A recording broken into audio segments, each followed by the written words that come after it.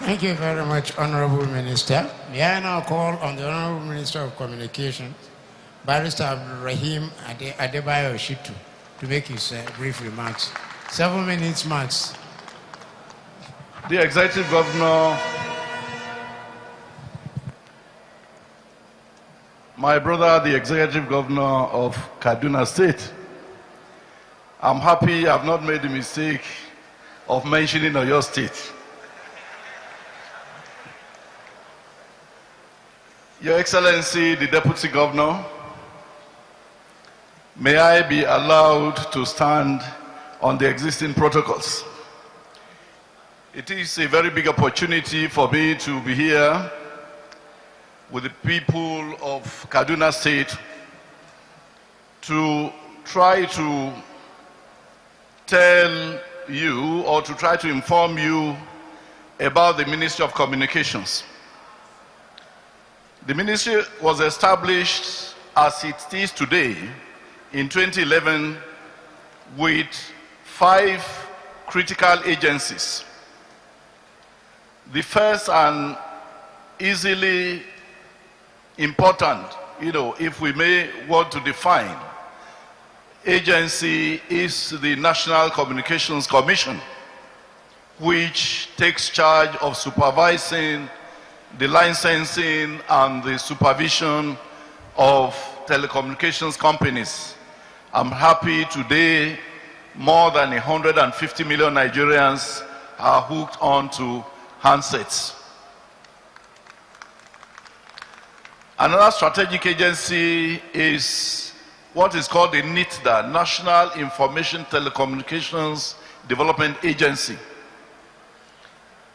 Again, we have what is called the NICOMSAT, which supervises and maintains our satellite in orbit. Again, we have what is called Galaxy Backbone, which has as its main responsibility the maintenance of backbone for storing information for government. Of course, we also have the ubiquitous NIPOS, which is virtually in every part of this country. The major aim of the Ministry of Communications is not only to supervise the development of ICT in Nigeria, and ICT is information and communications technology, but to ensure that the use of ICT leads inexorably to the development of our lives as Nigerians and to the development of Nigeria as a country. When I came into office 6 months ago, I thought the first thing to be done is to assemble eggheads in the industry to a retreat for us to chart a course for the development of ICT in this country. It is clear that in all countries, particularly where there's no petroleum, ICT has been the driving force for them to become developed and to become, to have a lot of money and a lot of revenue. You can talk of countries like China, like South Korea, like Taiwan, like India. And even on the African continent, we have China and Rwanda, where ICT has been used to bring about prosperity in these various countries. I would move on to key issues of our activities in the ministry. Like I said, the first thing we did was organize a retreat. The retreat was attended by scholars and by leaders of the industry and stakeholders who numbered more than 400. Were there at the retreat camp for a whole week, and by the end of the retreat, a lot of ideas and a lot of suggestions were proffered. These suggestions and way forward is being packaged into a retreat which will soon, into a roadmap. We term it ICT Roadmap for Nigeria's development.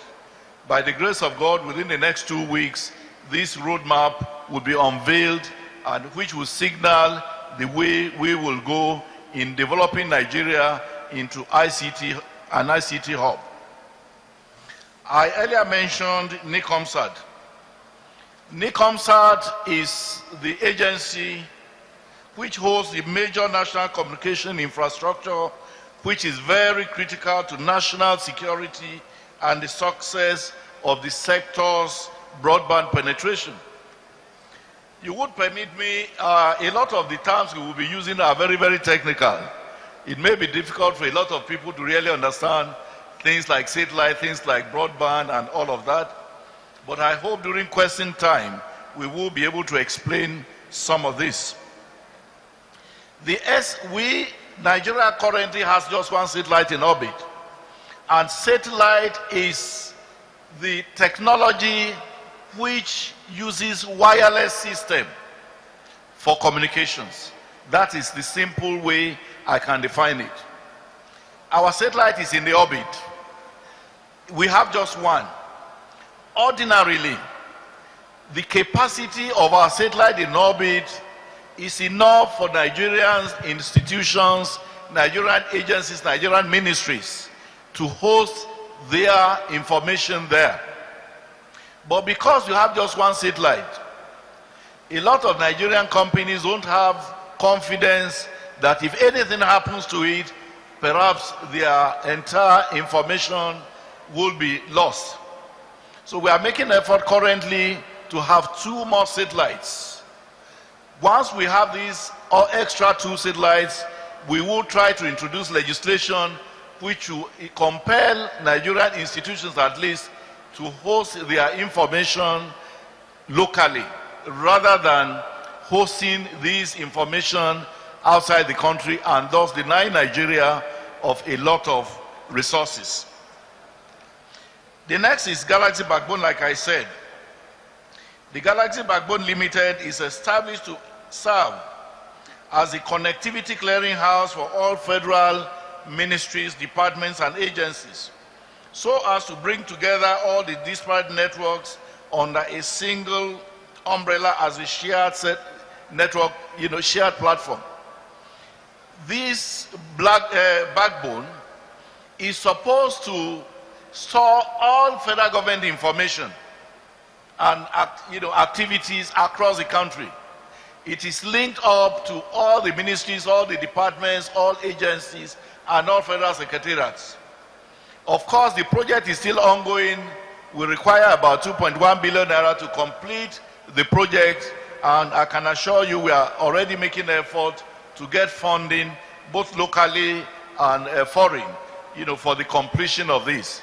Once this is completed, it will be possible for government to store all their information and to be able to connect, within government, so that if anybody is looking for any information with regard to the federal government in any government office, at the federal level, at the state level, in the universities, you can tap onto the internet and get all this information at the tap of just, a button. Now we have what is also called e-government policy. E-government is a system where governance is, where paper and documentation is reduced to the barest minimum. For instance, with e-government, it will be possible for a ministry from one officer to the other, rather than writing memos on paper, to just use internet connectivity to communicate.